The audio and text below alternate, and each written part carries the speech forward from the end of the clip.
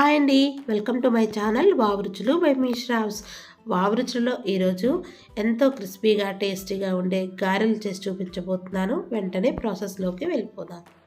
దీనికోసం ఒక గ్లాస్ వరకు మినపప్పును తీసుకుంటున్నాను. ఒక గ్లాస్ మినపప్పుకి 2 టేబుల్ స్పూన్ల బియ్యాన్ని తీసుకొని రెండింటిని 1-2 సార్లు శుభ్రంగా కడిగి 6 నుంచి 8 గంటల పాటు నానబెట్టుకోవాలి.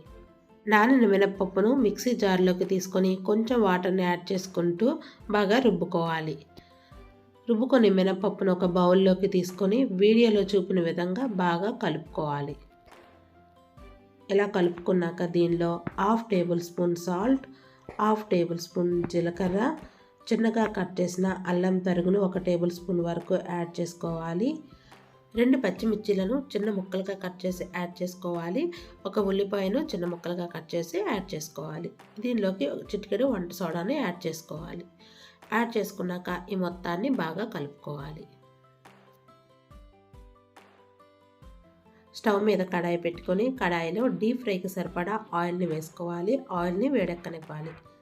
మనం ముందుగా ప్రిపేర్ చేసుకున్న రుబ్బుని రెడీ చేసుకొని పక్కన ఒక బౌల్తో వీడియోలో చూపిన విధంగా వాటర్ని పెట్టుకోవాలి. మధ్య మధ్యలో మన చేయిని వాటర్లో తడుపుకుంటూ ఇలా చిన్న బాల్స్ లాగా తీసుకొని వాటర్ని యాడ్ చేసుకోవాలి. వెడల్పుగా ఉండే కడాయి తీసుకోవడం వల్ల ఒకేసారి 4-5 వడల వరకు మనం వేసుకోవచ్చు.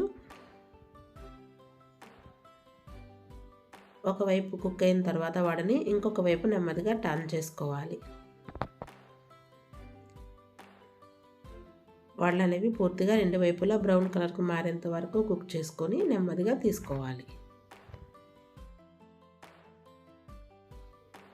రిమైనింగ్ రుబ్బుతో కూడా ఇదే విధంగా వడల్ని ప్రిపేర్ చేసుకోవాలి. ఎంతో టేస్టీగా ఉండే వడలు అనేవి మనకి రెడీ అయిపోయాయి. మీరు కూడా తప్పకుండా ఈ రెసిపీని ట్రై చేయండి. మీకు ఎలా కుదిరిందో కామెంట్ సెక్షన్లో నాతో షేర్ చేసుకోండి. వావ్ రుచులు బై మీశ్రావ్స్ ఛానల్ని లైక్ చేయండి, షేర్ చేయండి, సబ్స్క్రైబ్ చేయండి. Thank you for watching.